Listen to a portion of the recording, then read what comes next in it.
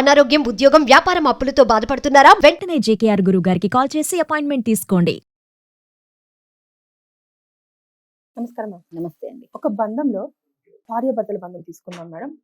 ఎక్కువ ఒత్తిళ్లు పెరిగినప్పుడు భార్యాభర్తలు ఒకరికొకరు అండగా ఎలా ఉండాలి మేడం? వెరీ గుడ్ అమ్మా. అస్సలు ఇది నడిస్తే నిజంగా చెప్తా, వైఫ్ అండ్ హస్బెండ్ అందరు నమ్ముతారు. ఇంకా అంటే ప్రాబ్లం వచ్చేది ఇక్కడ. అంటే ఈమె స్ట్రెస్ లో ఉందనుకో, ఈమెకు ఒత్తిడి పెరిగింది అనుకో, హస్బెండ్ సపోర్ట్ చేయడు. హస్బెండ్ ఒత్తిడిలో అనుకో, భార్య సపోర్ట్ చేయడు. అప్పుడు ఇద్దరిలో బ్యారియర్స్ ఫామ్ అయిపోయి విడిపోతున్నారు. ఈ ఒత్తిడి అనేది ఏదో వస్తున్న స్ట్రెస్ ప్రతి ఒక్క మనిషికి ఉంటుంది, బతికినప్పటి నుంచి ఉంటుంది. మనం పుట్టినప్పటి నుంచి మనకు ఒక స్ట్రెస్సే. ఆలోచించండి, పుట్టిన పిల్లోడికే స్ట్రెస్ ఉంటుంది, తెలియదు కానీ అరే ఇంత మంచి ప్రొటెక్టెడ్ ఎన్విరాన్మెంట్ నేను తీసుకొచ్చి బయట పడేసారు నన్ను అని ఏడుస్తాడు వాడు. ఏడకపోతే డాక్టర్ కొట్టి మరీ ఏడిపిస్తారు వాడు. అంటే అదొక స్ట్రెస్సే. పేరెంట్స్ కి స్ట్రెస్, నా పిల్లడు ఎందుకు ఏడవట్లేదని. అంటే ఆ స్ట్రెస్ అనేది ఎలా మనం బ్యాలెన్స్ చేసుకోవాలా, మేనేజ్ చేసుకోవాలని మనం ఆపలేము. స్ట్రెస్ ని కంట్రోల్ అయితే చేయలేం. కింద పడి ఏదైనా మన ముందైతే జరుగుతుందండి, ఎవరికి యాక్సిడెంట్ అయిపోయి పడిపోతాడు, వెంటనే ఫీలింగ్ వచ్చేస్తుంది మైండ్ లోకి, రేపు నా లైఫ్ ఇలా అయితే ఏమవుతుంది, నిజంగా నేను కూడా ఇలాగ వెళ్తుంటే పడిపోతే, నా దగ్గర నిజంగా ఏం లేకపోతే అని ఆటోమేటిక్ ఒక స్ట్రెస్ వచ్చిందా లేదా? అది మీరు వద్దన్న మీరు మానుకోలేరు. అంటే మనందరం వాళ్ళు ఎందుకు అనుకుంటా ఉంటారు, కానీ ఒక ఫ్యూ సెకండ్స్ అనే ఆలోచన వస్తుంది. నా వాళ్ళు ఎవరికైనా అయితే ఏమైతే నేను ఎక్కడో ఉంటా అని ఫీలింగ్ వస్తుందా లేదా? వస్తుంది. ఎక్కడైనా మనకు వచ్చేస్తుంది. అంటే ఆ స్ట్రెస్ ని ఆ టైంకి ఇట్స్ ఓకే, అవుతుందిలే, ఏదో చేద్దాం లేదా, అయినప్పుడు చూద్దాంలే అన్న ఫీలింగ్ లో బయటకు వచ్చింది అనుకోని మనం కూల్ అయిపోతాం. అలాగే వైఫ్ అండ్ హస్బెండ్ లో కూడా ఒత్తిడి వచ్చినప్పుడు జస్ట్ సపోర్టింగ్ హ్యాండ్ అండి, ఏది అక్కర్లా. I'm telling, in the relationships they don't want anything. Pure relationships లో దే డోంట్ వాంట్ ఎనీథింగ్. అంటే డబ్బుల్లో ఇది రకరకాల సౌకర్యాలు ఎప్పుడు అడగరు భార్య భర్తలకి. ప్యూర్ దాంట్లో మినిమం థింగ్స్ కావాలి ఎవరికైనా, బతకడానికి తిండి గుడ్డ, అది ఇల్లు ఉండాలి, అంతా ఉండాలి. కానీ ప్రతిదానికి ఒక కోరికలు, అంటే ఒక రకరకాల డిఫరెంట్ టైప్ ఆఫ్ ఎక్స్పెక్టేషన్స్ ఎవరు కూడా కోరుకోరు. నాకు ఇవాళ నేను కళ్ళెదిరికి కింద పడ్డా, లేదా కాలు జారి పడినామండి, భర్త వచ్చి చక్కెర వచ్చి కొంచెం బాంబు రాస్తే చాలా, అంతేగాని హాస్పిటల్ తీసుకెళ్లిపోయి ఎక్స్రేలు చేయించేసుకొని పెద్ద బిల్లులు తయారు చేయాలి అవసరం ఏం లేదు. అక్కడ అది ఆ ప్రేమ కావాలి, ఆ కేరింగ్ కావాలి. సో ఎప్పుడైనా ఒక వైఫ్ అండ్ హస్బెండ్ రిలేషన్షిప్స్ లో ఒత్తిడి వస్తుందండి. చిన్న ఎగ్జాంపుల్ తీసుకుందాం. ఆఫీస్కి వెళ్ళి వస్తాడు హస్బెండ్, భార్య షీజ్ ఎట్ హోమ్, హస్బెండ్ ఒత్తిడి, ఆఫీస్ లో ప్రెషర్, ఏదో క్లోజ్ డీల్ చేయాలి. ఆఫీస్కి వెళ్తే వాళ్ళ ప్రెషర్ పెరిగిపోతుంది, మీటింగ్స్ ప్రెషర్ ఉంటుంది, అక్కడ ఉన్న కొలీగ్స్ ప్రెషర్ ఎక్కువ ఉంటుంది. అరే నువ్వు ఎందుకు చేయలేకపోతున్నారా, నీకు ఎందుకు రావట్లేదురా, టెక్నికల్ గా చాలా సఫర్ అవుతున్నాడు, ఏవో ఒక ప్రాబ్లమ్స్ ఉంటాయి ఆఫీస్ లో. ఇంటికి వచ్చాక భార్య కూడా వచ్చి, ఏమండి సినిమా తీసుకెళ్తా అన్నారు, మీరు ఎప్పుడు ఇంతే, టైంకి రారు, ఎప్పుడు చూసిన ఆఫీస్ ఆఫీస్ అంటారు. ఇక్కడికి వచ్చాక భార్య తను అర్థం చేసుకోకపోతే బయటికి వెళ్తే అయిపోయిందా? అంటే ఇదొక అరే ఇంట్లో కొన్ని దగ్గర నుంచి దీంతో నస, అక్కడ ఆఫీస్కి వెళ్తే వాళ్ళతో నస అని చెప్పి బయటకు పోవడానికి ప్రయత్నిస్తాడు. ఎప్పుడైతే బయటికి పోయాడో ఇంక ఇల్లు దారి మర్చిపోతున్నట్టే, అంటే నీ మీద ఉన్న ప్రేమ తగ్గుతున్నట్టే.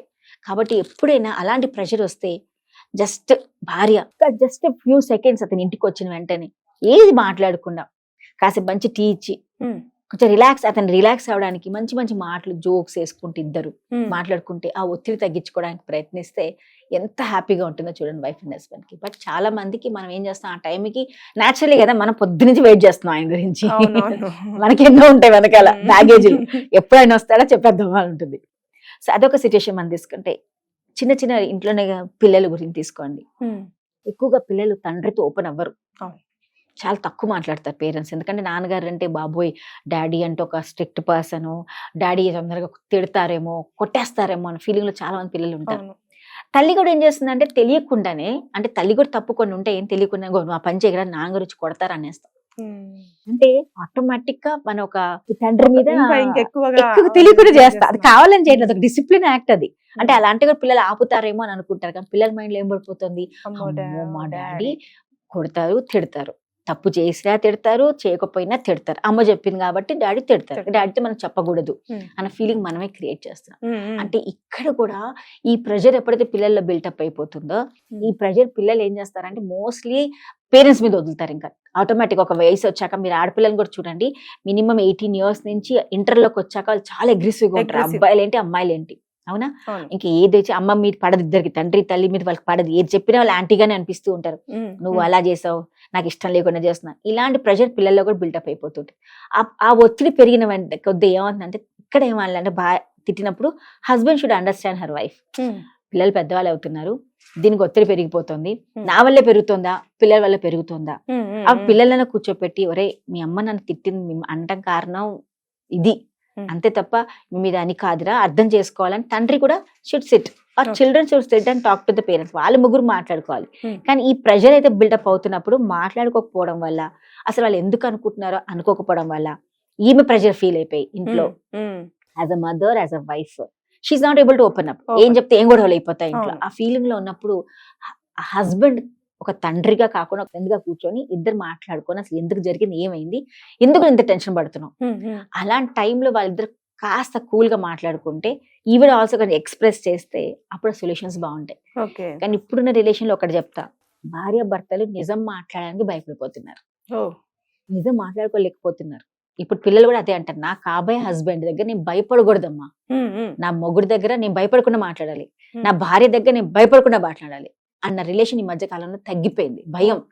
నిజం మాట్లాడితే ఏమైపోతుందా ఇంట్లో, నిజం చెప్పానంటే ఏమైపోతుందా, అంటే ఏ సిచ్యుయేషన్ తీసుకోండి. ఇప్పుడు చిన్న అత్తగారు నన్ను మంచిగా చూసుకోవాలి, నా అత్తగారు నాకు అన్నం పెట్టాలి, నాకు ఇలా అని చెప్పాలి, మొగుడు దగ్గర చెప్పాలంటే మా అమ్మని ఇలా అంటావా అంటే he's not ready to listen that true. ఎందుకంటే అతనికి వాళ్ళ ఎగ్జాంపుల్ వాళ్ళ అమ్మకి దేవత అతనికి, కానీ ఈవిడ దృష్టిలో చూడాలి కదా, నీ దృష్టిలో నీకు దేవతే, బట్ ఈవిడ దృష్టిలో కూడా ఆలోచించాలి కదా. ఈ రెండు జరిగినప్పుడు ఏమవుతుంది, భయం. అమ్మ ఎలాగో నేను అర్థం చేసుకోండి, నన్ను చెప్పినా నన్నే తిడతాడు, నన్నే కొడతాడు, అవసరం నాకు చెప్పడం అనేది ఈ భయం. అంటే ఆలోచించండి, ఇక్కడ ఈ ఒత్తిడి పెరిగే వరకు ఆ రిలేషన్షిప్స్ లో ప్రేమ ఉంటుందా, ఉండదు. కలిసి ఉంటారు కానీ కలిసి మాత్రం ఉండరు. ఈయన బెడ్రూమ్ లో ఉంటే కిచెన్ లో ఉంటుంది, అతను కిచెన్ లో ఉంటే బెడ్రూమ్ లోకి వెళ్తుంది, అంతే కదా. హాల్ అంతే, రూమ్స్ పెరిగాయి మన ఇండ్లలో. ఇప్పుడు చూడండి ఎన్ని రూమ్స్ వచ్చి, ఒకప్పుడు ఒకే ఇంట్లో ఒకే రూమ్, బెడ్రూమ్ అదే, కిచెన్ అదే, ఒక మంచి అదే హాల్, డిస్కషన్ అలాగే ఉండేది, ఇల్లు కూడా అలాగే, ఒక 2 రూమ్లు ఉండేవి. ఇప్పుడు ప్రతి ఒక్క మనిషికి ఒక రూమ్ కావాల్సిందే. మళ్ళీ పెద్దవాళ్ళు కూడా అలా తయారయ్యారు. ఒకప్పుడు ఇంట్లో ఫ్యామిలీ మెంబర్స్ కూడా భార్య భర్త మధ్యలో ఒక ప్రాబ్లం వచ్చింది అంటే, ఒరే ఇలా కాదురా అమ్మ, ఇలా కాదురా అని చెప్పేవాళ్ళు ఉండేవాళ్ళు. ఇప్పుడు అది లేదు. ఇప్పుడు ఎప్పుడైతే భార్య భర్త దెబ్బలాడుకుంటూ ఉంటారో, ఇప్పటిదాకా మొన్నటి వరకు ఆ కోడమే కోపం ఉంటుంది కదా, ఏదో ఒక రకంగా మొత్తం అయిపోయి ఆ రోజు మొత్తం పాతవన్నీ కక్కి మొత్తం కొడుకుకి చెప్పడాలి. ఇక్కడ మీరు ఆలోచిస్తే, నా స్ట్రెస్ మనం పెంచుతున్నామా, పెరుగుతోందా? లేదు, అంటే ఆ ఉన్న స్ట్రెస్ ని ఇంకా పెంచుకుంటున్నాం మనం. దాన్ని తగ్గించని ప్రయత్నించట్లా. మరి ఇలాగే చేసిందా, నాకు కూడా ఇలాగే చేసిందా, మన కూడా ఇలాగే చేసిందా, అవసరం అది. నీ ఇంటి పెద్దదానివి కూర్చోపెట్టి ఇద్దరిని, అంటే ఇప్పుడున్న పెద్దవాళ్ళు, ఒకప్పుడు మనం పెద్ద ఫ్యామిలీస్, బిగ్ ఫ్యామిలీస్ అనేవాళ్ళం. ఆ ఫ్యామిలీలో కూడా ఒక జాయింట్ ఫ్యామిలీస్ లో వెన్ ఎవర్ పేరెంట్స్ మాట్లాడినప్పుడు పెద్దవాళ్ళ మాట విని ఒక ఎక్స్పీరియన్స్ వాళ్ళు చెప్పేవాళ్ళు. ఒరే ఇలా జరుగుతుందిరా, నువ్వు నీ భార్య నువ్వు చూసుకోవాలి తప్పమ్మా అని ఏదో చెప్పేవాళ్ళు ఉండేవాళ్ళు. బట్ ఇప్పుడు న్యూక్లియర్ ఫ్యామిలీస్ లో ఎలా జరిగిపోయిందంటే, మాక్సిమం అత్తగారు, మామగారు, కోడలు, కొడుకుంటారు. ఇక్కడ ఏమవుతుంది, ఇక్కడ ఈ ప్రెషర్స్ ఎక్కువైపోయినాయి. అంటే కొడుకు నా మాటే వినాలని తండ్రి, తల్లి నా మాటే వినాలి, వీడికి ఇప్పుడే కదా భార్య వచ్చిన వెంటనే భార్య వెనకాల వెళ్ళిపోతున్నాడు. ఈ ఫీలింగ్స్ అయ్యే వరకు ఏమవుతున్నాయంటే, ఈ బ్యారియర్ మన అన్నంగా ఒత్తిళ్ళు ఏదైతే ఉన్నాయో దాన్ని తగ్గించే వాళ్ళు తగ్గిపోయారు. నేచురల్ ఇప్పుడు వాళ్ళు ఏమవుతున్నారు, వీళ్ళకి సరిగ్గా కలిసి ఉండట్లేదు, నెక్స్ట్ జనరేషన్ పిల్లలు కూడా సరిగ్గా అంటే నిజాన్ని యాక్సెప్ట్ చేయలేకపోవడమే అంటారా ఈ స్ట్రెస్ లో? అంతే, నిజాన్ని యాక్సెప్ట్ చేయట్లేదు వాళ్ళు. ఆ ఒత్తిడికి, ఈ ఒత్తిడి ఎందుకు వచ్చిన కారణాలు ఎతకట్లేదు. ఈ ఒత్తిడిలో ఆ సమయం ఏం పని చేస్తే బెటర్ అని చేసేస్తున్నారు అంతే. అంతే, కానీ ఈ ఒత్తిడికి కారణం ఏంటని ఎవరు గమనించట్లేదు. ఎందుకంటే ఏ వ్యక్తి కావాలని తెచ్చుకోడండి ఒత్తిడి, అవునా కాదు? ఒత్తిడి వస్తుంది కానీ కావాలైతే రాదు. ఆ సిచ్యువేషన్ లో వచ్చినప్పుడు ఎందుకు వచ్చింది, దీనికి ఏం పాసిబుల్ థింగ్స్ నేను చేస్తే ఏం బాగుంటుంది, నెక్స్ట్ టైం ఇలాంటి ఒత్తిడి వస్తే నేను ఎలా నన్ను ప్రిపేర్ అవ్వాలని ఒక ఆలోచన మనం తెచ్చు. అంటే ఇప్పుడు వైఫ్ అండ్ హస్బెండ్ కూర్చున్న తర్వాత, ఇప్పుడు ఇలాంటి సిచ్యువేషన్స్ ఉన్నప్పుడు మేడం, వాళ్ళిద్దరు కూర్చొని ఏం డిస్కషన్స్, ఎలా డిస్కషన్ చేసుకుంటే దాన్ని కూల్ డౌన్ చేయొచ్చు అంటారు? ఫస్ట్ మెయిన్ థింగ్, అభిప్రాయాలు తెలుసుకోవాలి. నీకు ఒత్తిడి వచ్చింది, ఎందుకు వచ్చింది కనుక్కోవాలి. ఈ ఒత్తిడి కారణం ఏంటి అని తెలుసుకోవాలి. ఈమె కూడా చెప్పడానికి రెడీగా ఉండాలి. చాలా వరకు ఆడవాళ్ళు మాట్లాడరు, భయం. చెప్పాక ఎంత భయం తగ్గించుకోవాలి ఫస్ట్. ఏమవుతుందండి, మాక్సిమం ఏమవుతుంది, ఆ 2 రోజులు తిట్టుకుంటారు, మళ్ళీ 3వ రోజు ఇంకోసారి ఆ సిచ్యువేషన్ వస్తే విల్ బి ప్రిపేర్డ్. అర్థమైనా అవుతుంది కదా, అతనికి రియాలిటీ తెలుసు కదా ఇంట్లో విషయాలు. ఇంట్లో మనం ఏం చేస్తామంటే, దాచుకున్నంత కాలం ఎంత దాస్తామో కింద ప్రెషర్ పెరుగుతుంది అంతే. పేలిందంటే లైఫ్ మొత్తం నాశనమే. కాబట్టి రెడీగా ఉండండి ఇద్దరు, be prepared with each other. వినటానికి రెడీగా ఉండండి, కావాలంటే దాంట్లో మనకి తిట్లు కూడా పడతాయి, రెడీగా ఉండండి తిట్లు తినడానికి కూడా, తప్పలేదు కదా. అలాంటప్పుడు వైఫ్ అండ్ హస్బెండ్ ఇద్దరు కలిసి కూర్చొని మాట్లాడుకొని, నాకు ఇది ప్రాబ్లం వస్తుంది, దీనికి ఏం చేస్తే బాగుంటుంది అని సొల్యూషన్, ప్రతి ఒక్క ప్రాబ్లం కి సొల్యూషన్ ఏది ఉండదు. కానీ మనకు ఆ మార్గాలు ఏదైతే తీసుకోవాలో, ఆప్షన్ ఏం తీసుకోవాలని మనం ఆలోచించాలి.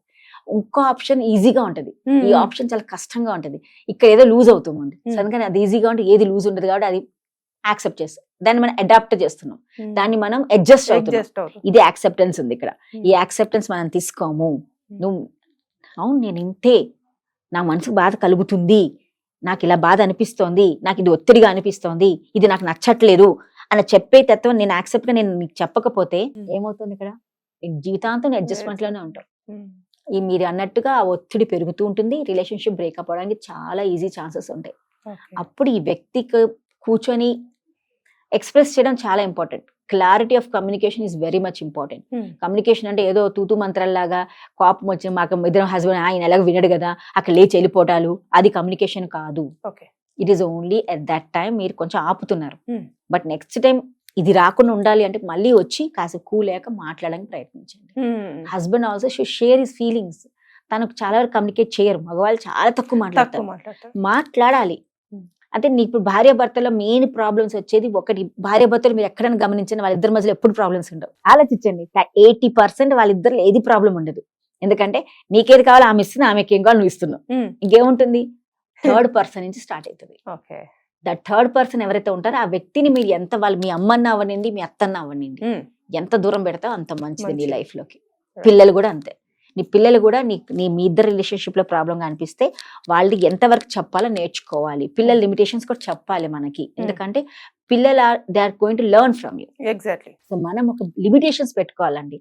వైఫ్ అండ్ హస్బెండ్ రిలేషన్షిప్ లో స్ట్రెస్ తగ్గాలంటే నీ స్పేస్ ఏంటి, నా స్పేస్ ఏంటి, నా స్పేస్ లో నువ్వు రావద్దు, నీ స్పేస్ లో నేను రాను. ఇద్దరికి ఇద్దరు రెస్పెక్ట్ ఇచ్చుకోవాలి, రికగ్నైజ్ చేసుకోవాలి. అంటే నిన్ను నేను యాక్సెప్ట్ చేయాలంటే నువ్వు చేసిన ప్రతి ఒక్క పనిని నేను యాక్సెప్ట్ చేయాలి. ఆ బ్యారియర్స్ ఏదైతే ఉందో అప్పుడు తగ్గుతాయి. ఎందుకంటే I know what you are. అప్పుడు ఒత్తిళ్ళని తగ్గిపోతాయి. ఒత్తిడి వచ్చినా మనం మేనేజ్ చేసుకోగలుగుతాం. ఇది చాలా ఇంపార్టెంట్. అది చేసుకోలేక ఈ ఒత్తిడి ఒత్తిడి ఒత్తిడి అని అనుకుంటే మనం అడ్జస్ట్ అవ్వకపోవడం, గొడవలు అవ్వడము, అంటే అది అర్థం చేసుకోవాలి. See, both are important. Everyone is important in your life. ఒక రిలేషన్షిప్ లో ఖచ్చితంగా ఉంటుంది 2 పిల్లర్స్ ఇంపార్టెంట్. ఆ 2 పిల్లర్స్ తోటి మొత్తం బిల్డ్ అవుతుంది. ఆ పక్కన వాళ్ళని మీరు అడ్జస్ట్ అవ్వాల్సిందే. See, మీరు వాళ్ళని యాక్సెప్ట్ చేస్తేనే మీ రిలేషన్ బాగుంటుంది. ఎగ్జాక్ట్లీ. Everything accept it. వాళ్ళు ఎలా ఉన్నా నువ్వు మార్చలేవు. వాళ్ళకున్న జ్ఞానం అంతే, వాళ్ళకి అంతే జ్ఞానం ఉంది. ఆ జ్ఞానాన్ని పెంచడానికి ప్రయత్నించు. ఉన్న స్ట్రెస్ ని షేర్ చేసుకోవాలా గానీ దాన్ని ఇంకా పెంచుకుంటే అంతే కదా, అయిపోయి. అది చేసుకోకుండా మనం ఏం చేస్తామంటే మనమే ఆ ఒత్తిడిలో మనమే ఉండి మనమే మనం స్పాయిల్ చేసుకుంటున్నాం. Thank you.